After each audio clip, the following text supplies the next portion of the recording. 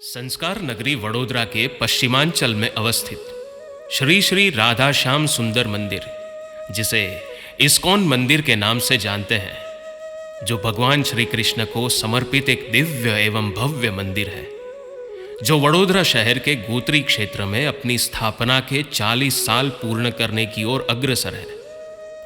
और आज हम सब विग्रहों के प्राण प्रतिष्ठा के 25 वर्ष पूर्ण होने के उपलक्ष्य में मंदिर निर्माण एवं उसके इतिहास पर दृष्टि डालने का प्रयास करेंगे। नमस्कार, हरे कृष्णा। इस्कॉन बड़ौदा का रजत जयंती श्री कृष्ण जन्माष्टमी के उपलक्ष्य में होने आ गया। उसके विषय में इस्कॉन बड़ौदा का भूमि का प्राप्ति कैसे हुई, इतिहास ऐसे है कि ये भूमि सरकारी भूमि थी और जसोमती नंदन प्रभु, जो प्रभुपाद जी महाराज ने गुजरात भेजा इस्कॉन संस्था स्थापना करने के लिए, उन्होंने सरकारी भूमि का तलाश करके पहचाना और अर्जी पत्र दिया और अधिकारियों के पीछे पड़ा। और उसी काल में पार्थसारथी करके IAS ऑफिसर बड़ौदा का कलेक्टर था, तो उसने अनुमति दिया। फिर राज्य सरकार के ये भूमि विभाग मुख्यमंत्री के हाथ में थे और वो था माधव सिंह सोलंकी। तो मैं भी जसोमती नंदन प्रभु के साथ जाके उनको मिला गांधीनगर में।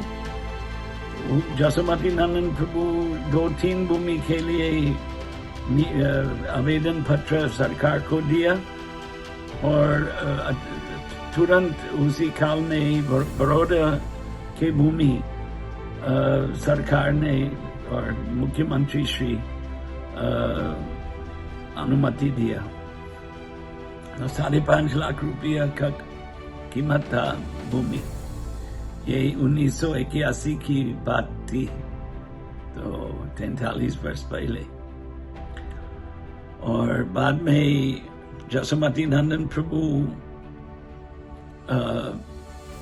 2 भगत जो आजीवन सदस्य बनाने के लिए रखा था बड़ौदा में, उन्होंने काफी अच्छा जवाब मिला वो उठाए। वो उसी काल में 81, 82, 83, इसलिए बहुत बड़ा प्रोजेक्ट बनाया। और 1984 के आरंभ में बांधकाम चालू किया। हमारा स्थानीय प्रयत्न करने से हम उस 18,800 में से 12,000 जितना तैयार किया और वहाँ भगवान की मूर्ति, स्थापित मूर्ति रखा, केवल कृष्ण। और टेम्परेरी मंदिर उसी बेसमेंट में चालू हुई 87 कृष्ण जन्माष्टमी में। तो 87 कृष्ण जन्माष्टमी से 99 कृष्ण जन्माष्टमी तक ऊपर का मंदिर का निर्माण।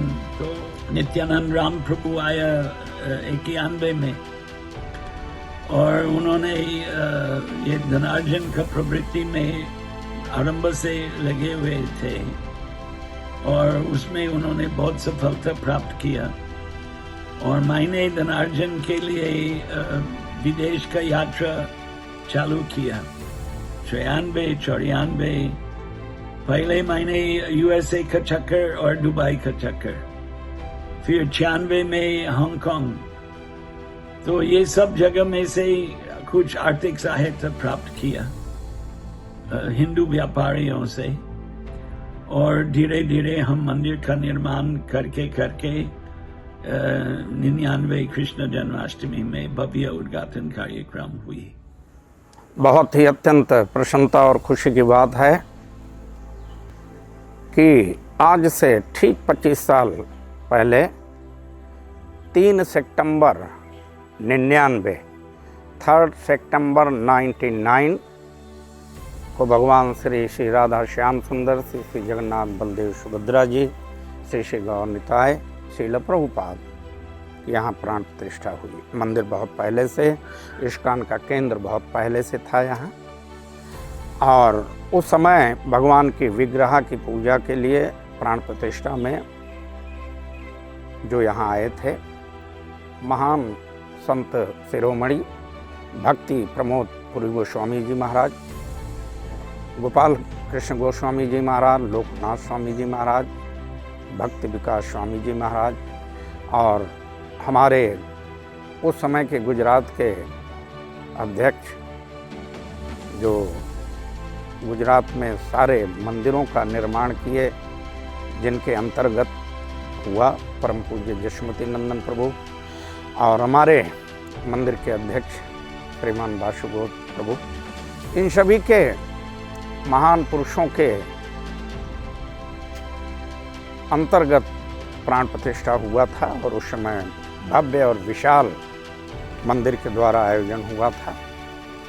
3 दिन तक लगातार भंडारा चला था। एक अपने में ऐतिहासिक कार्य था। 1999 में भगवान ऊपर आए, यहाँ प्राण प्रतिष्ठा हुआ उनकी, तब से 25 साल है। एक्चुअली 25 साल प्राण प्रतिष्ठा से है, बल्कि इस्कॉन तो पहले से है। रथ यात्रा 82 से, 43 ईयर हो गया। एटलीस्ट देखा जाए तो इस्कॉन 43 ईयर्स से है बड़ौदा में। प्रभुपाद जी की भी इच्छा थी, और गोपाल कृष्ण महाराज की, जशोमती नंदन प्रभु, वासुगोस प्रभु की इच्छा थी कि मंदिर सबसे सुंदर बने, और वैसे ही हुआ जैसे वो चाहते थे।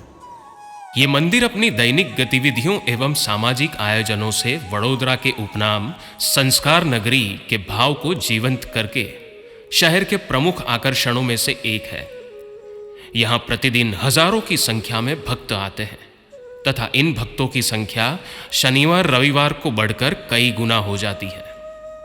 ये मंदिर अंतर्राष्ट्रीय कृष्ण भावनामृत संघ के संस्थापक आचार्य कृष्ण कृपा मूर्ति श्रीमद अभय चरणारविंद भक्ति वेदांत स्वामी प्रभुपाद जी के हरे कृष्ण आंदोलन को एक दिशा देने हेतु अग्रसर है।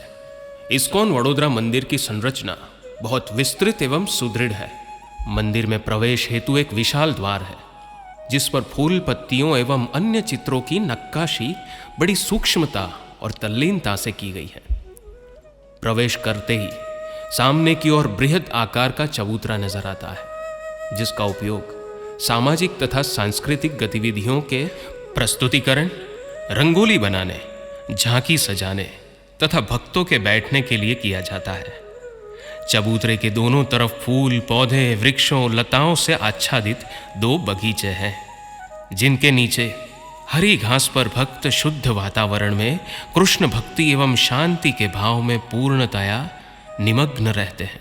इन वृक्षों पर कलरव करते हुए पक्षी, गिलहरियां तथा अन्य जीव प्रकृति के नए नए आश्चर्य से रोमांचित करते हैं। ये जगह परिसर की सबसे मनोरम जगह में से एक है। इस चबूतरे के सामने प्रमुख मंदिर की ओर जाने वाली सीढ़ियों से होकर मंदिर के दर्शन मंडप में प्रवेश किया जाता है। विशेष रूप से ये भव्य मंदिर बनाया गया, सुंदर भगवान के विग्रह स्थापित किए गए, क्योंकि भव्यता लोगों को आकृष्ट करती है। जैसे अभी इस साल हुआ रथ यात्रा में 35 टन सीरा, सुन के लोग अवाक होता है, 35 टन, क्योंकि वो कभी कल्पना नहीं कर सकते।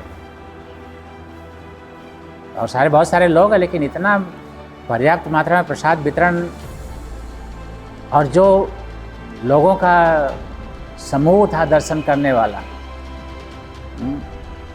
जैसे नदी में बाढ़ आती है ऐसे लोगों का, मतलब रोड पे खाली लोग दिखाई दे। हम तो रथ के ऊपर होते थे, जहाँ तक देखें वहाँ तक खाली पब्लिक। एक्चुअली प्रभुपाद जी की इच्छा भी थी कि बड़े बड़े मंदिर बने और भव्य उत्सव हो, ये भगवान का ऐश्वर्य है, ताकि लोगों को लगे कि हाँ भगवान है। और सही है, लोग जब यहाँ आते हैं तो कहते हैं हाँ एक्चुअल भगवान हैं। और उत्सव देख करके, सेवा देख करके उनको लगता है कि सच में आप लोग भगवान की सेवा कर रहे हैं। मंदिर दर्शन मंडप में प्रवेश के साथ ही सामने श्री नित्यानंद प्रभु एवं श्री चैतन्य महाप्रभु जी के नृत्य करते हुए श्री विग्रह स्थित है। इन विग्रहों के साथ में श्री श्री राधा कृष्ण के भव्य श्री विग्रह क्षण भर को आश्चर्य और आनंद से भर देते हैं और अंत में श्री श्री जगन्नाथ, बलदेव, सुभद्रा जी के विग्रहों के दर्शन प्राप्त होते हैं। ठीक श्री श्री राधा कृष्ण के विग्रहों के सामने प्रभुपाद जी के श्री विग्रह उनके कृष्ण भक्ति प्रचार के वैश्विक प्रयासों एवं भक्ति भावना को साकार करते हुए प्रतीत होते हैं। ये सब विग्रह मंदिर के प्रथम तल के एक बड़े से दर्शन मंडप में स्थित है। इस मंडप में विग्रहों की परिक्रमा हेतु एक परिक्रमा मार्ग तथा मंडप के दोनों तरफ मंदिर के पुजारी, ब्रह्मचारियों तथा अतिथियों के लिए कई कमरों का निर्माण किया गया है। दर्शन मंडप गुम्बद के नीचे स्थित है और गुम्बद की आंतरिक साज सज्जा के लिए रंगीन पृष्ठभूमि देकर भगवान श्री कृष्ण की कई लीलाओं को दर्शाया गया है तथा दर्शन मंडप के चारों तरफ की दीवारों पर संस्कृत श्लोकों के साथ साथ अर्जुन को कुरुक्षेत्र में गीता ज्ञान देते कृष्ण की आकर्षक छवियों को उकेरा गया है। इस मंडप में सभी भक्त भजन, कीर्तन एवं आरती के लिए एकत्र होते हैं। मंदिर से निकलकर बाईं ओर एक गौशाला स्थित है जिसमें गाय एवं उनके बछड़ों की सेवा बड़ी आत्मीयता के साथ की जाती है। इस गौशाला के साथ में अन्य समर्पित भक्तों के कमरे तथा साधना कक्ष बनाए गए हैं। यहीं पर मंदिर आने वाले भक्त अपनी गाड़ियां भी पार्क करते हैं तथा यहाँ साधना कक्ष में आप प्रबुद्ध भक्तों से भक्ति भावना की संपूर्ण जानकारी एवं वार्तालाप भी कर सकते हैं। प्रतिदिन होने वाली गतिविधियां: मंदिर प्रतिदिन मंगला आरती के लिए सुबह 4:30 से खुलकर 1 तक तथा शाम 4 बजे खुलकर शयन आरती रात 9 बजे तक भक्तों के लिए समर्पित है। मंदिर में संगीतमय आरती एवं भजन कीर्तन करके भक्त अपने परम लक्ष्य की ओर अग्रसर होने का प्रयास करते हैं। मंदिर परिसर में प्रबुद्ध ब्रह्मचारियों एवं आचार्य द्वारा गीता एवं भागवत पाठ की कक्षाएं चलाई जाती है जिसमें सभी वर्ग के लोग लाभान्वित होते हैं। छोटे बच्चों के लिए संस्कारजनक गतिविधियां एवं सांस्कृतिक कार्यक्रमों के माध्यम से उन्हें संस्कारवान बनाने की पहल भी चलाई जाती है। जो जिस सेवा का भाव रखता है उसे उसी प्रकार की सेवा उपलब्ध कराई जाती है।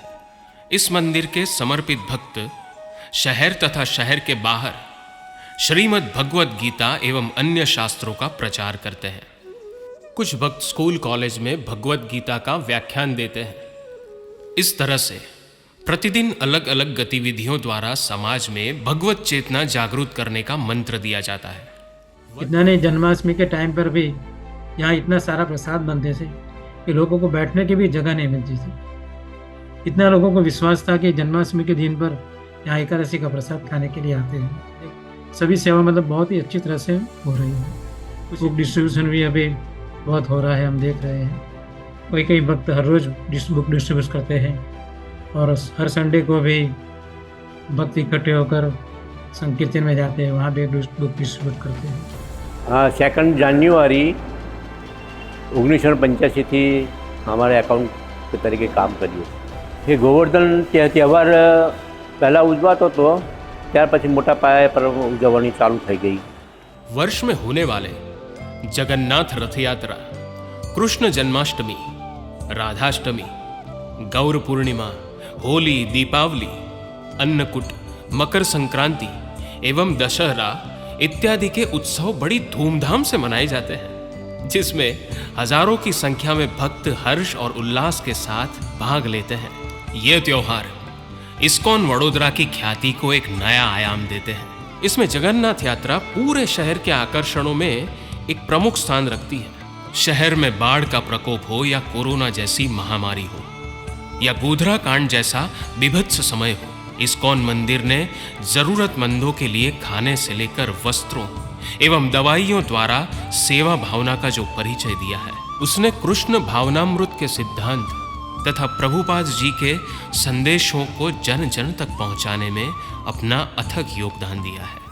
इस्कॉन मंदिर ने जो कोरोना काल में सेवा करी है वो कोई कर नहीं सकता है। रोज 5000 आदमी का खाना इस्कॉन मंदिर बनाता था। 5,000 आदमी का खाना बना के रोज पहुंचाते थे लोग इस्कॉन मंदिर की तरफ से। और उसमें नित्यानंद प्रभु का जो देखरेख में काम होता था, कोरोना का काम में, ऐसा बड़ौदा में कोई संस्था कर नहीं सकती है। ज़िंदगी में हमने देखा था 1 महीना हमारा पूरा उल्टा शेड्यूल था। जनरली सिखाया जाता है, वैदिक परंपरा है कि रात में सोना दिन में जगना, लेकिन गोधरा कांड ने हमको उलट दिया। हम रात को जगते थे, दिन को सोते थे। मंदिर परिसर में प्रवेश करने पर दाहिने ओर गोविंदा भोजनालय स्थित है। ये एक ऐसा स्थान है जहां बिना प्याज लहसुन के बने स्वादिष्ट प्रसाद व्यंजन प्राप्त किए जा सकते हैं। यहां मिलने वाला भोजन पहले कृष्ण को अर्पित किया जाता है, क्योंकि कृष्ण को अर्पित भोजन प्रसाद बन जाता है। इस गोविंदा भोजनालय में बैठकर प्रसाद पाने हेतु टेबल कुर्सियों की व्यवस्था है तथा मंदिर में ठाकुर जी को भोग चढ़ाने हेतु एक मिष्ठान भंडार तथा भक्तों के लिए ज्ञानवर्धक पुस्तक, वेद, पुराण, गीता तथा स्वामी प्रभुपाद जी द्वारा लिखित पुस्तकों का स्थान भी है, जिसमें पूजा पाठ से जुड़ी अन्य सामग्रियों का भी समावेश है। इसी भोजनालय में निर्मित प्रसाद मंदिर आने वाले सभी भक्तों के लिए निःशुल्क दिया जाता है, जो दिन में 2 बार सभी भक्तों को वितरित किया जाता है। इस महाप्रसाद को चखने हेतु शहर के सभी वर्गों के लोग आते हैं। ये प्रसाद प्रतिदिन हजारों लोगों में वितरित होता आ रहा है। हम लोग का जो मूवमेंट जो है, उसका जो उद्देश्य जो है कि हर व्यक्ति को भगवान का भक्त बनाना है, तो उसके लिए हमारे पास बहुत विशाल साहित्य है। श्रीमद् भागवतम, भगवद गीता और दूसरे बहुत से सप्लीमेंट्री बुक्स है। भविष्य की योजना यह है कि मंदिर का हाल छोटा पड़ रहा है। जब ये बना था मंदिर तब लगा कि बहुत बड़ा हाल है, और सही भी था। उस समय एक कोने आगे ही लोग खड़े रहते थे, पीछे पूरा खाली रहता था। सुबह सुबह तो पूरा मंदिर खाली रहता था, बोले इतना बड़ा क्यों बना दिया, ऐसा लगता था। लेकिन आज ये हो रहा है कि काफ़ी लोग बाहर रहते हैं, बहुत भीड़ है, इसलिए मंदिर में नहीं आते हैं, और मंदिर पूरा पैक रहता है। तो इसको आगे बढ़ाने की बात चल रही है। तो पुनः एक बार इस पवित्र, पावन पवित्र अवसर पर आप सभी समग्र बड़ौदा वासियों को इस्कॉन मंदिर की तरफ से बहुत ढेर शुभकामनाएं और बहुत सारा साधुवाद। हरे कृष्ण।